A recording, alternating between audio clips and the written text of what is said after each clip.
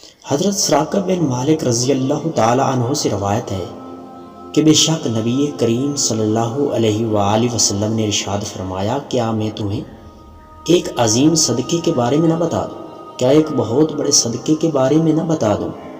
ہم نے کہا ہاں یا رسول اللہ صلی اللہ علیہ وآلہ وسلم، ہماری رہنمائی فرمائیے۔ تو رسول کریم صلی اللہ علیہ وآلہ وسلم نے ارشاد فرمایا، وہ تمہاری بیٹی جو طلاق شدہ ہو کر تمہاری طرف لوٹ آئے اور اس کا سوائے تمہارے کوئی بھی کمانے والا نہ ہو۔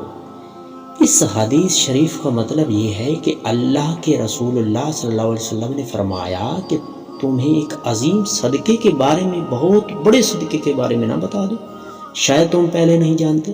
ایک تمہاری بیٹی جو طلاق شدہ ہو کر تمہارے دروازے پر آ جائے اور تمہارا سوا اس کا کوئی بھی کمانے والا نہ ہو، تو سمجھ جاؤ یہ ایک عظیم صدقہ ہے، یہ بھی ایک عظیم بہت بڑا صدقہ ہے۔